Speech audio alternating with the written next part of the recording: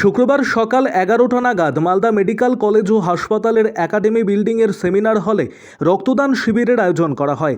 Malda medical কলেজের blood ব্যাংকে রক্ত সংকট মেটাতে ট্রমা কেয়ার ইউনিটের সকল কর্মচারী বৃন্দের উদ্যোগে রক্তদান শিবিরের আয়োজন করা হয়।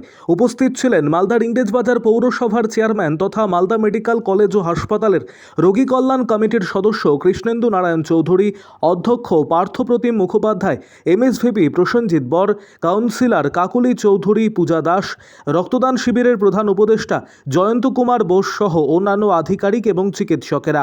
জেলায় রক্ত সংকট মেটাতে ট্রমা কেয়ার ইউনিটের কর্মচারী বৃন্দের দ্বারা রক্তদান শিবিরের আয়োজনের উদ্যোগকে সাধুবাদ জানিয়েছেন অনুষ্ঠানে আগত অতিথিরা।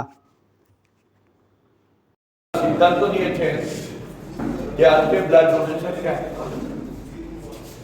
যেটুকু শুনেছি জয়ের কাছ থেকে প্রায় 150 জন, কত হবে 157 জন উইলিং করেছে যেখানে।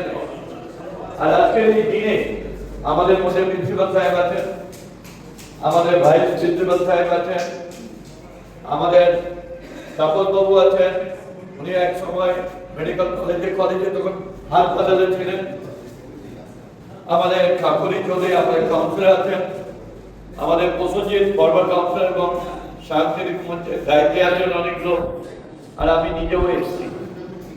শুধু এইটুকু বলবো, সবাইকে প্রিন্সিপাল সাহেব এখন আর্জেন্ট কাজ আছে, চলে যাবে।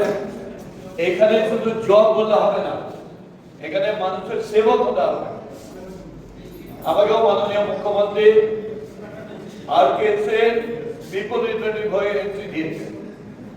আমারও কাজ হচ্ছে মানুষ সেবা পাচ্ছে কিনা, কোনো অসুবিধা থাকলে দেখা, উইথ কনসার্ট অফ অথরিটি। আপনাদেরও এটা মনে রাখতে হবে যে আমরা এখানে কাজ করি কিন্তু মানুষের সেবা করার জন্য।